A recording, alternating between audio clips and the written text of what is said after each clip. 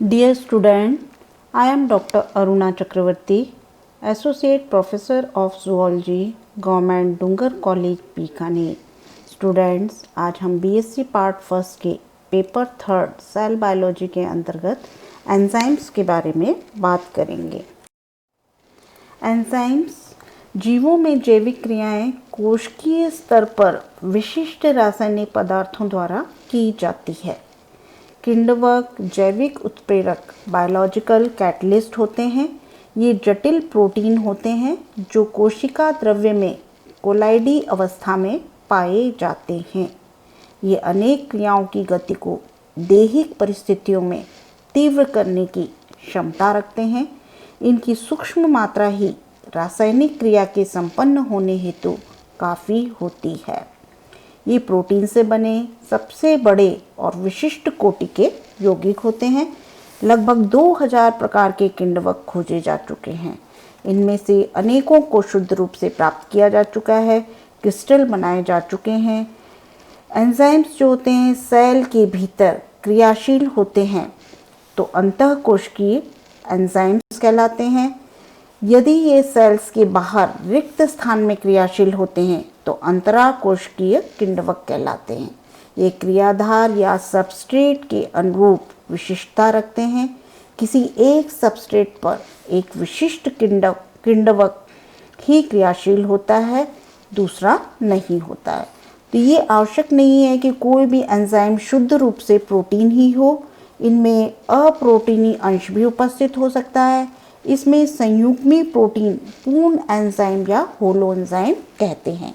इनका प्रोटीन अंश जो होता है वो एपो एंजाइम या अप्रोटीनी भाग प्रोस्थेटिक ग्रुप कहलाता है। प्रोस्थेटिक ग्रुप के बिना एपो एंजाइम जो होता है निष्क्रिय बना रहता है। ये दोनों दृढ़ता के साथ जुड़े रहते हैं। कुछ एंजाइम में अप्रोटीनी भाग कार्बनिक पदार्थ होता है, इसे हम कहते हैं को एंजाइम। यदि एक भाग कार्बनिक हो तो इसे हम कहते हैं कोफैक्टर। कुछ एंजाइम्स को अपनी क्रिया हेतु विशेष अकार्बनिक आयनों की आवश्यकता होती है और इन्हें हम कहते हैं एक्टिवेटर। एंजाइम्स का नामकरण प्रारंभ में प्राप्त किए जाने वाले स्रोतों के आधार पर किया गया है, जैसे ट्रिप्सिन, पेप्सिन आदि। बाद में जिस समूह पर एंजाइम क्रिया करता था उसके नाम के अंत में एज पर सर्ग लगा दिया जाता था, जैसे कार्बोहाइड्रेज, प्रोटीनेज। कुछ एंजाइम्स के नाम की जाने वाली क्रिया की प्रकृति के आधार पर दिए गए, जैसे ऑक्सीकरण को उत्प्रेरित करने वाले एंजाइम को ऑक्सीडेज कहा गया। इस प्रकार एक एंजाइम्स को अनेक नामों से जाना जाता है। अंतर्राष्ट्रीय नियमों के अनुसार एंजाइम को सिर्फ 6 समूहों में बांटा गया है। First of all we discuss oxidoreductases. ये ऑक्सीकारी अवकारी क्रियाओं को सेल में संचालित करते हैं। फॉर एग्जांपल हाइड्रोजिनेडेजेज, ऑक्सीडेजेज, ऑक्सीजनेजेज और पराक्सीडेजेज। इसके अलावा हम बात करेंगे ट्रांसफरेजेज, जो समूहों के स्थानांतरण की क्रिया को संपन्न कराते हैं। For example glucokinase, transaminase etcetera. Next हम बात करेंगे हाइड्रोलेजेज, जो अभिक्रियाओं में जल अपघटन की क्रिया को कराते हैं। For example glucose 6 phosphatase arginase. Next हम बात करेंगे लाइसेजेज। ये एंजाइम समूहों को जोड़कर संख्या बढ़ाने या घटाने में सहायक होते हैं, डबल बॉन्ड बनाने की क्रिया करते हैं। लाइसेजेज से आशय अपघटनीय क्रियाओं के उत्प्रेरक से होता है। For example aldolase. नेक्स्ट हम बात करेंगे आइसोमरेजेज। इस समूह में वे एंजाइम रखे गए जो कि सबस्ट्रेट को उनके आइसोमर्स में बदल देते हैं।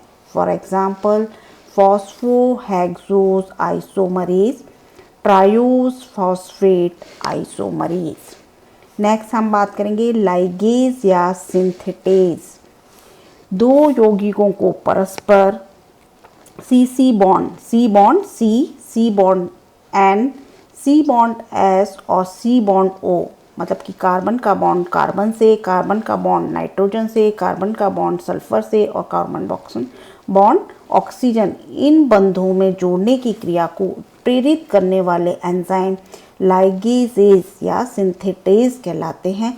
For example glutamine synthetase, asparagine synthetase.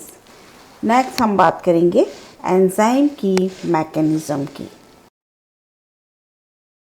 Emil Fischer नामक साइंटिस्ट ने 1980 में लॉकेंट की थ्योरी जो थी, ये अवधारणा प्रोटीन अर्थात एंजाइम को अप्रत्यास्थ और अपरिवर्तनीय मान कर दी थी और इनका वर्णन जो है एंजाइम लचीलापन को प्रदर्शित करता है।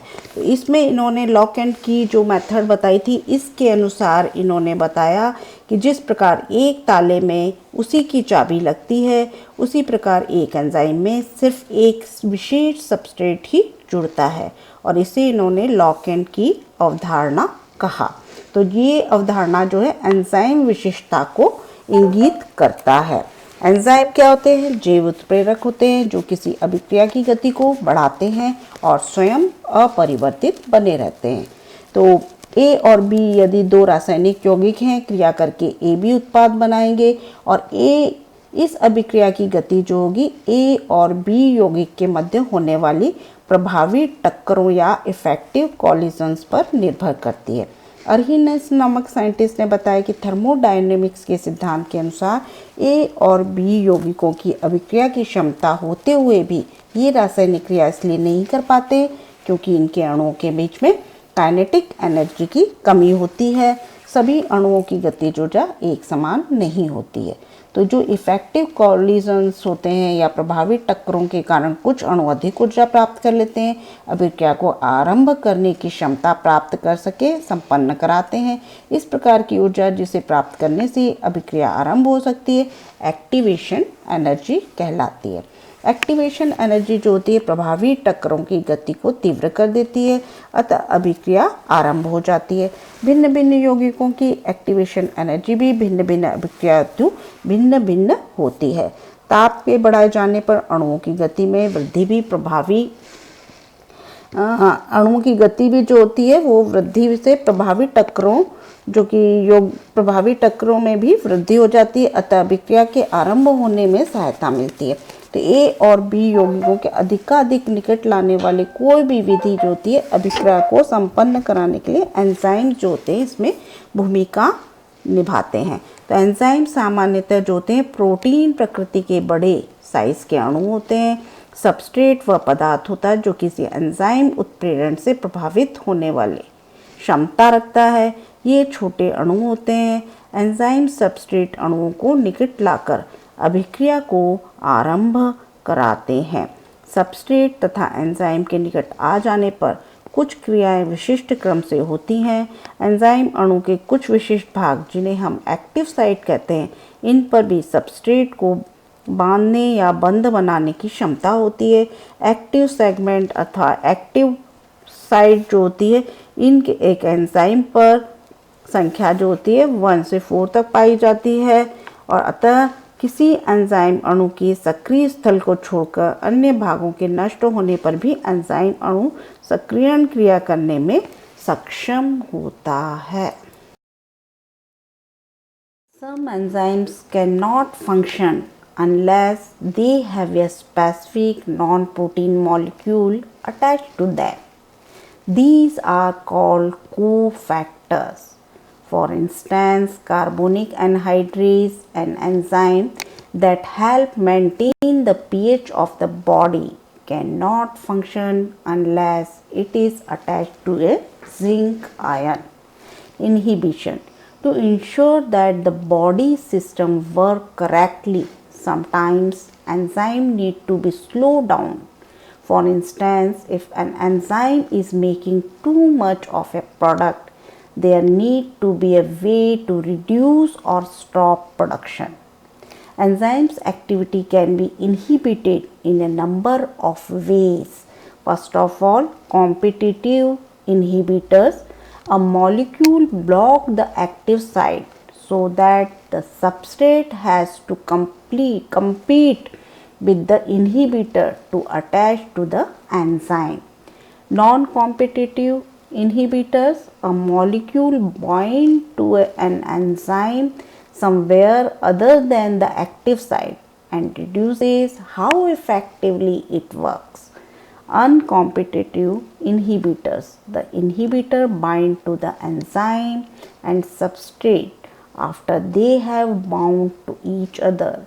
The product leaves the active site less easily and the reaction is slowed down. Irreversible inhibitors. An irreversible inhibitor binds to an enzyme and permanently inactivates it. Enzyme specificity, enzyme की विशिष्टता। प्रत्येक enzyme विशेष ज्यामितीय संरचना तथा उपलब्ध बंधों के कारण सभी तरह के रसायनों को उत्प्रेरित नहीं कर सकता। एंजाइम का यह गुण स्पेसिफिसिटी या विशिष्टता कहलाता है। ये विशेषताएं कई प्रकार की हो सकती हैं। पहला है एब्सोल्यूट या निरपेक्ष विशिष्टता, दूसरा होता है स्टीरियो स्पेसिफिसिटी या जिसे हम त्रिविम विशिष्टता कहते हैं, और थर्ड जो होती है जिसे हम कहते हैं रिलेटिव स्पेसिफिसिटी या आपेक्षिक विशिष्टता। सबसे पहले हम बात करेंगे निरपेक्ष विशिष्टता या एब्सोल्यूट स्पेसिफिसिटी। तो कुछ एंजाइम सिर्फ एक ही सबस्ट्रेट को उत्प्रेरित कर सकते हैं। For example succinate dehydrogenase succinate को फ्यूमरेट में परिवर्तित कर सकता है, इसके विपरीत क्रिया करता है, किंतु इसके अतिरिक्त किसी अन्य यौगिक को कैटलाइज नहीं करता, उत्प्रेरण नहीं करता है। दूसरा हम बात करेंगे त्रिविम या स्टीरियो स्पेसिफिसिटी। कार्बनिक पदार्थ जो होते हैं स्ट्रक्चरल या त्रिविम समावयवता प्रदर्शित करते हैं। त्रिविम या जिसे हम कहते हैं स्टीरियो आइसोमेरिज्म दो प्रकार की हो सकती हैं। एक होता है प्रकाशिक समावयवता तथा दूसरी होती है ज्यामितीय समावयवता। ये देखा गया है कि एंजाइम निरपेक्ष विशिष्टता ही प्रदर्शित नहीं करते, बल्कि किसी विशेष प्रकाशिक समावयव के प्रति रुझान प्रदर्शित करते हैं। For example L amino oxidase सिर्फ एल अमीनो एसिड का ऑक्सीडेशन करता है। इस प्रकार यह निरपेक्ष विशिष्टता से भिन्न है, क्योंकि इसमें अनेक अमीनो एसिड का ऑक्सीडेशन तो किया जा सकता है, किंतु अमीनो एसिड का विशेष प्रकाशिक समावयव की सबस्ट्रेट होना चाहिए। इस तरह की विशिष्टता को हम आपेक्षिक या रिलेटिव स्पेसिफिसिटी कह सकते हैं, क्योंकि यहाँ अनेक अमीनो एसिड सबस्ट्रेट बन सकते हैं। नेक्स्ट हम बात करेंगे रिलेटिव स्पेसिफिसिटी। यदि कोई एंजाइम एक से अधिक प्रकार के यौगिकों को सबस्ट्रेट के रूप में स्वीकार कर लेता है, तो वह आपेक्षिक या रिलेटिव विशिष्टता प्रदर्शित करता है। जैसे डी अमीनो ऑक्सीडेज अनेक डी अमीनो एसिड जैसे D tyrosine, D proline, D सीरिन, D valine आदि का कीटो एसिड में ऑक्सीडेशन करता है। नेक्स्ट हम बात करेंगे प्रो एंजाइम। वैज्ञानिकों द्वारा अब तक 2000 एंजाइमों की खोज की जा चुकी है। इनका वर्गीकरण जो थे इनके कार्य के आधार पर प्रस्तुत किया गया है। तो वर्गीकरण जो है इन्हें पॉलीपेप्टाइड श्रृंखलाओं की संख्या के आधार पर 3 समूह में रखा जा सकता है। पहला होता है मोनोमेरिक एंजाइम, ये एक इकाई युक्त एंजाइम होते हैं। दूसरा ऑलिगोमेरिक एंजाइम, जिनमें कि 2 या अधिकतम 60 इकाइयाँ होती हैं। और थर्ड जो होता है जिसे हम मल्टी एंजाइम कॉम्प्लेक्स कहते हैं, ऐसे संकुल जिसमें एक से अधिक एंजाइम सबस्ट्रेट पर क्रम से कार्य करते हैं। सभी एंजाइम जो हैं आपस में दृढ़ता से जुड़े रहते हैं। मोनोमेरिक जो होते हैं एंजाइम में एक ही पॉलीपेप्टाइड श्रृंखला होती है। यह सभी जल अपघटनीय या हाइड्रोलाइटिक अभिक्रियाओं में भाग लेते हैं। उनका मॉलिक्यूलर वेट जो होता है 13,000 से 35,000 हो सकता है। इन्हें अन्य छोटी इकाइयों में नहीं तोड़ा जा सकता है। इन एंजाइम से अनेक अत्यंत क्रियाशील होते हैं। यदि यह कोशिका की सक्रिय रूप से स्रावित होते हैं तो यह सेल को ही हानि पहुंचा सकते हैं। अंत इन्हें अक्रिय रूप से सेल द्वारा स्रावित किया जा सकता है या अक्रिय रूप से ज़ाइमोजन अथवा प्रो एंजाइम कहलाते हैं। कोशिका के बाहर निकलने पर जैसे इंटेस्टाइन जो होती हैं अवकाशिका में, यह सक्रिय रूप से जाइमेज में बदल दिए जाते हैं। नेक्स्ट, यदि हम आइसो एंजाइम या सम एंजाइम की बात करें तो इलेक्ट्रोफोरेसिस विधि द्वारा कुछ यौगिकों को किसी मिश्रण का विलय किया जा सकता है जिसमें एक प्रकार की समान संरचनाएं रखने वाले यौगिक एक बैंड के रूप में देखे जा सकते हैं। लैक्टेट डिहाइड्रोजनेज नामक एंजाइम का जब इलेक्ट्रोफोरेसिस किया जाता है तो एक ही गुण रखने वाले एक से उत्प्रेरण इस एंजाइम के विभिन्न बैंड प्राप्त हुए। वास्तव में लैक्टिक डिहाइड्रोजनेज कुछ अलग अलग एंजाइम के रूप में पाया गया। ऐसे एंजाइम जो कि एक सी ही क्रिया का उत्प्रेरण करते हैं सह एंजाइम, आइसोजाइम या आइसो एंजाइम कहलाते हैं। अब तक लगभग 100 सम एंजाइम खोजे जा चुके हैं। ये सम एंजाइम एक ही सेल में 2 रूपों में मिल सकते हैं, किंतु इनका कार्य जो होता है वो एक ही होता है। नेक्स्ट हम बात करेंगे को एंजाइम। समस्त एंजाइम शुद्ध रूप से प्रोटीन प्रकृति के नहीं होते। कुछ एंजाइम कॉन्जुगेटेड होते हैं। इनमें कोई अप्रोटीनी समूह भी उपस्थित होता है जो शेष भाग से दृढ़ता से जुड़ा रहता है। इसे हम प्रोस्थेटिक ग्रुप कहते हैं। को एंजाइम कम मॉलिक्यूलर वेट के समूह होते हैं। को एंजाइम रासायनिक क्रिया के किसी समूह हाइड्रोजन या इलेक्ट्रॉन किसी सबस्ट्रेट से लेते हैं या उसे देते हैं। को एंजाइम को हम सबस्ट्रेट इसलिए नहीं मानते क्योंकि जिस तरह से शेष एंजाइम कुछ समय के लिए सबस्ट्रेट से जुड़ता है परंतु बाद में अपरिवर्तित ही मुक्त हो जाता है, उसी तरह को एंजाइम भी कुछ समय के लिए किसी समूह हाइड्रोजन अथवा इलेक्ट्रॉन को धारण कर लेता है। को एंजाइम प्रकृति में विभिन्न प्रकार के हो सकते हैं। कुछ संयुग्मिक प्रोटीन साइटोक्रोम तो कुछ अप्रोटीनी भी होते हैं। तो अनेक को एंजाइम में विटामिन शामिल होते हैं। विटामिन हमें जो होते हैं भोजन से प्राप्त होते हैं। शरीर में इनका साधारण पोषण पदार्थों के शर्करा, अमीनो एसिड, फैटी एसिड आदि से संश्लेषण संभव नहीं होता है। विटामिन का एकमात्र कार्य को एंजाइम को पूर्ण बनाना ही नहीं बल्कि को एंजाइम का वर्णन। तो सबसे पहले हम बात करेंगे ऑक्सीडेटिव रिडक्टिव एंजाइम। ऑक्सीकारक व अपचायक समूह जो होते हैं ऑक्सीडेटिव रिडक्टिव ग्रुप, इस समूह में वे को एंजाइम रखे जा सकते हैं जो किन्हीं सबस्ट्रेट के ऑक्सीडेशन और रिडक्शन की अभिक्रियाओं में ऑक्सीडो रिडक्टेज एंजाइम की मदद करते हैं। इन्हें हाइड्रोजन संवाहक को एंजाइम, हाइड्रोजन कैरियर को एंजाइम भी कहा जा सकता है। परंतु ऑक्सीडेशन और रिडक्शन हमेशा हाइड्रोजन का निकलना या जुड़ना नहीं होता है। यह नाम अधिक उपयुक्त प्रतीत नहीं होता। ऑक्सीडेशन ऑक्सीजन के जुड़ने या इलेक्ट्रॉन निकलने से भी हो सकता है। इस तरह के को एंजाइम के उदाहरण सबसे पहले हम बात करेंगे फ्लेविन न्यूक्लियोटाइड। तो ये 2 प्रकार के हो सकते हैं, फ्लेविन एडेनिन डाइन्यूक्लियोटाइड व फ्लेविन मोनोन्यूक्लियोटाइड। दूसरा जो है निकोटिनोमाइड एडिनाइन न्यूक्लियोटाइड NAN। तो निकोटिनोमाइड एडिनिन न्यूक्लियोटाइड 2 कोएंजाइम का संयुक्त नाम है।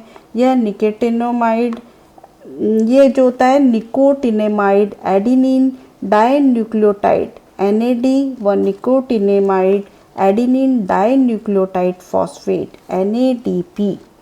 नेक्स्ट हम बात करेंगे साइटोक्रोम। साइटोक्रोम जो होता है प्रोटीन है जिसमें कि पोरफायरिन सिस्टम एक प्रोस्थेटिक समूह की तरह कार्य करता है। यह कई रूपों ABC में पाए जाते हैं।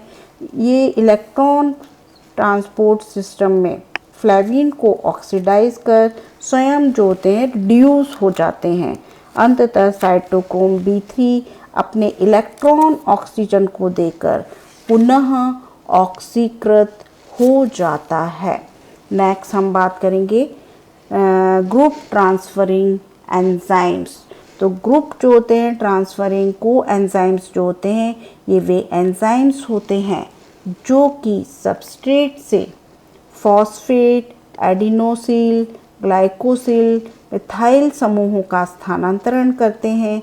यहाँ इनके कुछ एग्जाम्पल हैं। सबसे पहले हम बात करेंगे एडिनोसिन ट्राइफॉस्फेट। तो ये कोएंजाइम को सूक्ष्म में एटीपी भी कहा जाता है। ये अत्यंत महत्वपूर्ण जैविक यौगिक होता है। इसे एनर्जी करेंसी भी कहा जाता है क्योंकि अनेक स्थलों पर यह ऊर्जा के स्रोत की तरह कार्य करता है। नेक्स्ट हम बात करेंगे कोएंजाइम ए। तो कोएंजाइम ए जो होता है एक अन्य महत्वपूर्ण कोएंजाइम होता है। यह एसाइल ग्रुप का वाहक है। सर्वप्रथम यीस्ट से लाइनेन व इनके साथियों ने पृथक किया था इसे। इस अणु में अंतिम जो होते हैं सल्फ हाइड्रिल समूह, इसका जैव रासायनिक दृष्टिकोण से सक्रिय भाग होता है। निर्माण में पेंटोथेनिक एसिड भी काम आता है। तो उपापचय के दौरान यहाँ एसाइल समूह बनते हैं। यह कोएंजाइम उन्हें ग्रहण कर लेता है और पाथवेज तक पहुँचा देता है। एसाइल समूह जो होता है अंतस्थ एसएस से जुड़कर एक एसाइल कोएंजाइम ए बनाता है। नेक्स्ट हम बात करेंगे pyridoxal phosphate. Thiamine pyrophosphate. Thiamine pyrophosphate जो होता है इसको एंजाइम को कार्बोक्सिलेज भी कहते हैं। यह विटामिन बी थायमिन से बनता है। यह डी कार्बोक्सिलेशन अभिक्रियाओं में कोएंजाइम की तरह कार्य करता है। यह ऑक्सीडेटिव व नॉन ऑक्सीडेटिव दोनों प्रकार की डी कार्बोक्सिलेशन क्रियाओं में आवश्यक होता है।